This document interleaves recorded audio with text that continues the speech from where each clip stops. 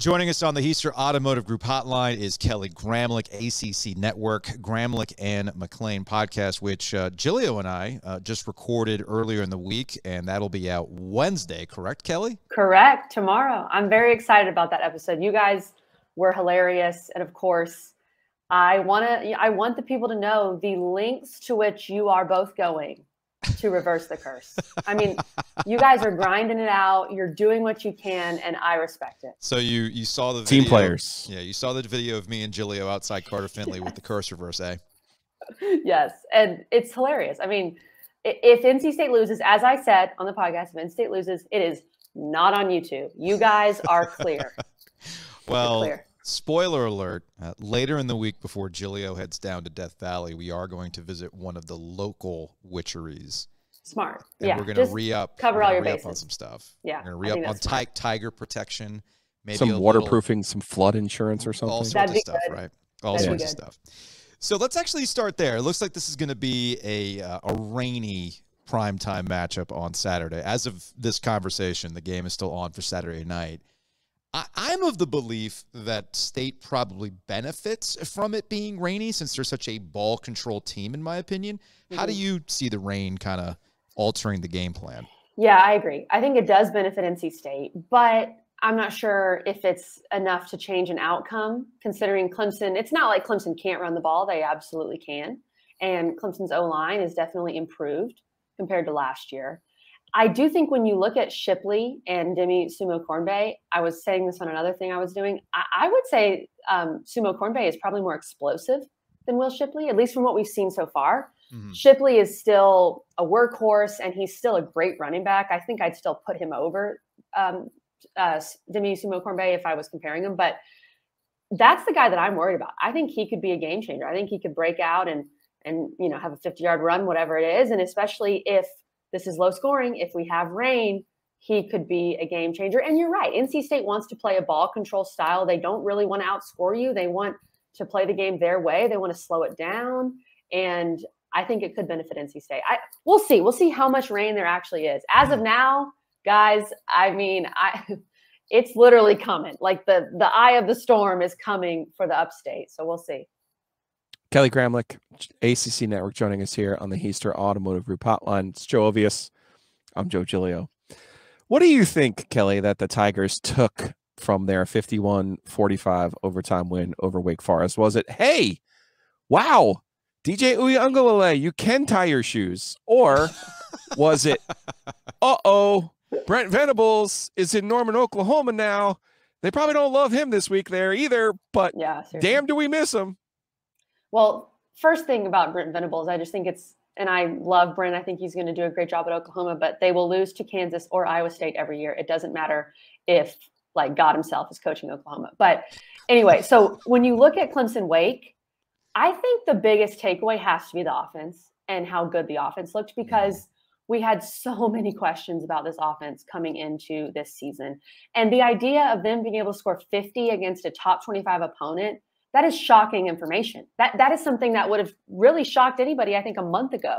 So that's my biggest takeaway. But I'm not saying you can overlook how the defense looked, because it's really crazy that a month ago we were talking about this defense. We were worried about Clemson's offense. And the storyline has literally flipped. It's reversed. We're not worried about the offense, and the Clemson defense, which on paper maybe should be the best in the country, has really struggled. And there's been injuries. Brazie's been out, obviously, for the family tragedy that he went through, and you've had injuries all over the place. So there are some explanations, but it still feels like this defense should be more disruptive. Kelly Gramlich joining us here on the OG alongside Joe Gillio. I'm Joe Ovius. She's with the ACC Network, a Clemson grad. But I guess this game's not that big of a deal if you're going to be at a wedding on Saturday. What's going on here? Who's scheduling weddings when Clemson's in the middle of a football season, Kelly? Come on now. Y'all, I love my brother so much, and I'm going to his lovely wedding, and I'm going to be in his wedding, and of course, it's going to be beautiful. But he scheduled this. So in Texas, let me tell you, it doesn't really stop being 100 degrees until about November 1st. One of these weddings, you're going to be like, so, seriously, I know. Hold on. At least Nick, my husband, will be at the table, like trying to stream it, and I'm going to be peeking. But they were trying to avoid the heat, and of course it's still the high of like 93 in Austin on October 1st. So it's still going to be hot. My brother's an Oklahoma fan, which is why, I kind of took that shot at Oklahoma. And so he was trying to avoid OU Texas, which is the next weekend. I see. But, of course they lost to one of the states, and now it doesn't really matter. Yeah, having just been in Austin, Texas before Labor Day weekend for my brother's bachelor party. Yeah, Texas gets hot that time of the year. It's a different kind of heat. We've got an outdoor wedding. Yeah. Oh, it's an outdoor wedding too?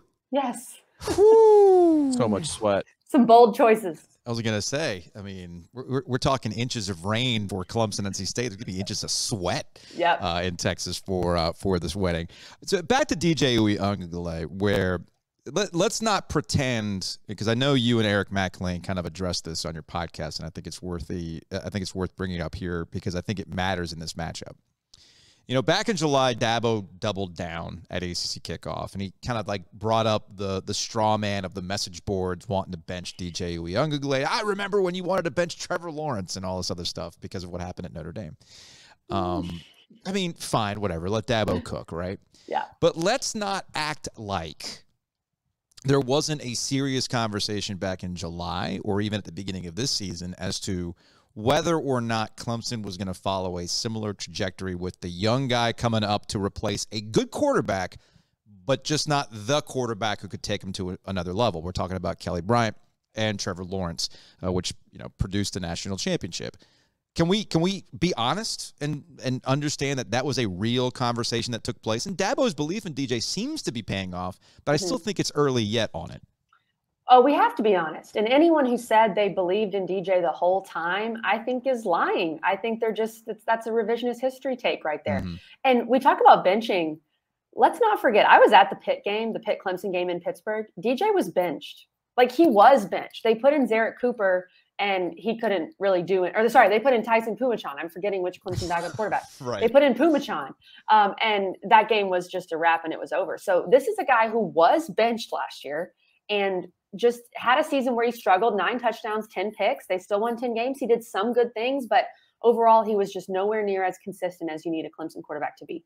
And now it's night and day. And I don't think many people predicted this. And if you did, again, you're lying. You did not say that back in July or June or May. And we all thought the main conversation for Clemson NC State was going to be, is there a quarterback controversy? Who's going to start? I thought for sure end of September we'd have a quarterback controversy. So I'm not trying to pretend like I saw this coming because I didn't. Mm-hmm. I do want to give Dabo credit because I think that the vast majority of coaches, honestly, what I probably would have done is gone to the portal and got somebody that you can at least say, all right, we have him if DJ doesn't improve. Now, you did kind of do that with Klubnik because he's a freshman, but obviously he's still a true freshman. I think other coaches, I think Saban probably would have done something like that. Dabo, with how he doesn't do the portal, and I get that, but Dabo's stuck with DJ, and I think that should be commended. He obviously saw something, and he stuck with the guy, and it's paying off. And that's something people aren't really talking about because people don't love to give Dabo credit, but it seems to have worked.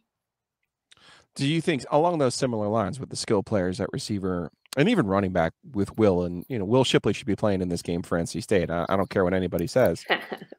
Receiver-wise, do you think what Dabo said however many years ago about how he didn't believe in the professionalization of college sports, you think that's used against him or has been used against him either on the recruiting trail now that NIL exists, or even if Clemson did want to go into the portal and get somebody like a Jordan Addison out of there, that they wouldn't be able to do that because of that attitude? I look at their skill players and I go, this group is lacking while better than last year. I mean, that's like a seriously low bar. While they're lacking, I still say, could it have been avoided by some of what we now know as basically Dabo's devotion to the sad religion of collegiate sports? I'm sure that there are coaches out there that have used it. I'm sure they have. Of course they have, because you can look at some of those quotes, especially from a few years ago before NIL was even really a thing, and what he said. You can use that for sure. Has it impacted recruiting? Maybe a little bit, but their class for 23 is very good. So it seems they're doing fine in that regard. They got Klubnik to come in, who's one of the top quarterbacks, if not the top, depending where you look in the country. But I do think at wide receiver, it's been interesting because you haven't really had the game changers that you've had recently. But to be fair, some of these guys were supposed to be game changers. Like a Joe Ngata was a 5-star by some services. I mean, he was supposed to be the guy and hasn't panned out. At Miami now. Yeah, Ladson was a 5-star out of Miami who people thought was going to be the guy.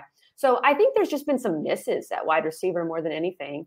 And there's also the fact that Jeff Scott left, who was the guy, the wide receiver coach at Clemson forever. And Grisham has had to take over some guys who maybe haven't performed, like we've said, have gotten hurt, all that.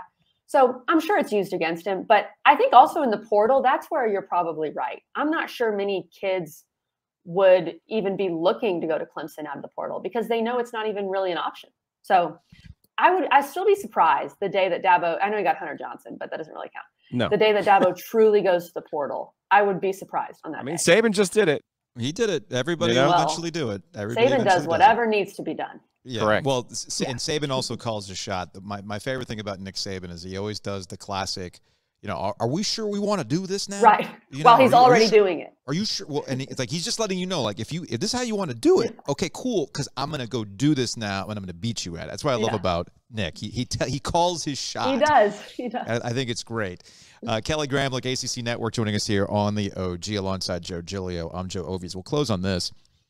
Why do Clemson fans dislike Dave Doeren so much? Good question. I've never disliked Dave Doeren. I think not you. Okay. Like, is it the Gallman thing? Is it the laptop thing? Like, why does Dave make Clemson fans feel some type of way? I think some of it, if we're being really honest, is that he doesn't bow down to Dabo. I think other coaches in this league do. I love Dave Clawson. I know, Joe Gillio, you love Dave Clawson. But Dave Clawson goes out of his way to praise Dabo, right? And certain other coaches do that in this league. Some don't. Dave Doeren, I really never heard him praise Dabo and praise, what Clemson's done for the league and all this stuff. So that's probably part of it. I think some Clemson fans feel like Dave has not really fallen in line. And good for Dave. Like, why would you be praising your opponent all the time? Gillio, what do you like to say? The old Bizdelic, right? Yeah, you show respect by showing no respect. That's right. Yeah. True. That's how you make it work. Well, then Dabo respects Dave too. So I think there's a healthy. I actually do think. I don't think there's any actual private beef between them. Oh no, no. You know what I mean? Like, not at all. I don't think so. I think that they're both competitors, and truly, Dabo sees NC State as at least somewhat of a threat. They beat them last year, and sees what NC State has been building, and now you got a top 10 opponent. And so, yeah, there's a certain level of respect. Dabo thinks State's cute. Well, yeah. And that's kind of what the public Dave problem is that, oh, you got Dexter Lawrence in your backyard. Oh, here I come. Yeah. I got him. Thank you. Well, Will Shipley's entire family tree graduated from NC State. Oh, cool. Cool. Guess where he's going to be playing? Look, it all comes back around because we had Luke May on the podcast quite a few years ago. I know you guys know this, that he was all in on Clemson until North Carolina said, you want to come gray shirt? And then it's over. So it goes both ways. Kelly Gramlich, ACC Network, we appreciate the time. And do you need anything from the Wit Shop? Ooh. Yeah, I'll let you know. I'll text you. Right. LaRose Quartz. Maybe reverse some heat curse down in Texas this weekend. Oh, yes. We'll help you with that, but nothing else. Okay. You've had your run.